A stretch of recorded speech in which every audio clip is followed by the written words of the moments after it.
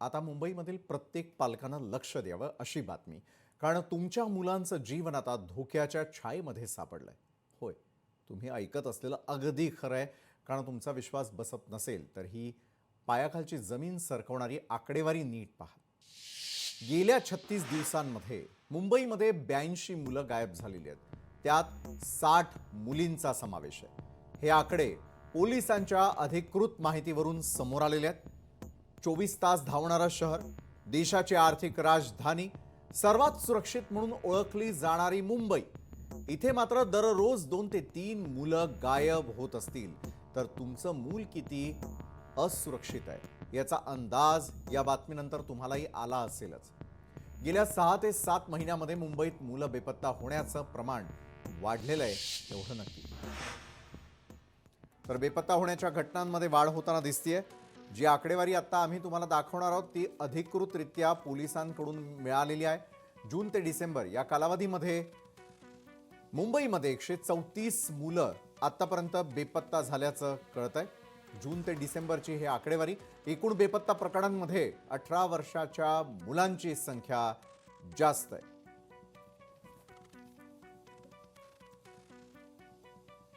अठरा वर्षीय मुलांमध्ये 41 मुली आणि 13 मुलांचा समावेश आहे. तर 5 वर्षाच्या मुलीही बेपत्ता झाल्याची माहिती समोर येते. सर्वाधिक 11 वर्षांची मुलं बेपत्ता झाल्याची नोंद आहे.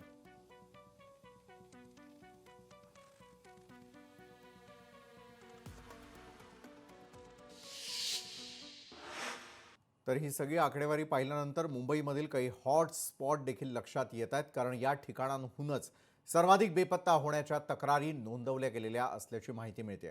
तर हे हॉट स्पॉट कोणते आहेत ते देखील जाणून घ्या.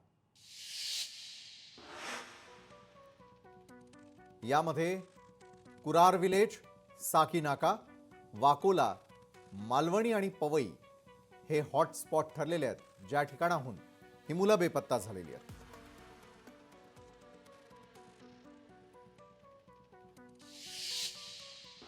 बरं, या सर्व प्रकाराबाबत जेव्हा गृहराज्यमंत्री योगेश कदम यांना विचारण्यात आलं तेव्हा त्यांनी काय प्रतिक्रिया दिली आहे ती पाहूयात. ज्या मुलं किंवा मुलींची मिसिंग रिपोर्ट काय म्हणतो रजिस्टर झालेली नाही आहे अशा देखील मुलांना आपण शोधून काढलेलं आहे. ती तर संख्या मिसिंग रिपोर्टपेक्षाही मिसिंग रिपोर्टची मुलांची संख्या जेवढी आहे त्यापेक्षा जास्त संख्या ही मिसिंग रिपोर्ट नसलेल्या मुलांची देखील आहे, जी आपण शोधून काढलेली आहे.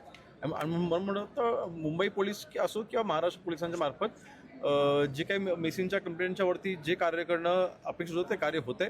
भारत देशाचा विचार केला, महाराष्ट्राची लोकसंख्या बघता अर्थातच गुन्हेगारीची संख्या देखील ही ॲव्हरेज रित्या जर का आपण बघली ती जास्तच असणार आहे. काही मुलांना शोधण्यामध्ये पोलिसांना यश मिळाल्याचा दावा असला तरी आता गायब मुलांचा शोध घेण्यासाठी सखोल चौकशी सुरू आहे. सीसीटीव्ही असूनही मुलं मुली सर्रासपणे गायब होत असतील तर पोलिसांसमोर हे सर्वात मोठं आव्हान आहे. खरे आकडे आणखी जास्त असू शकतात, कारण बदनामीच्या भीतीनं काही पालक प्रकरणं नोंदवत नाहीत आणि यामुळे कोवळ्या जीवांचे काय हाल होतात हे अनेक प्रकरणांमधून आपल्याला कळतच असेल. यामुळे पालकांनी आपल्या पाल्यांवरती डोळ्यात तेल घालून लक्ष ठेवणं गरजेचं आहे.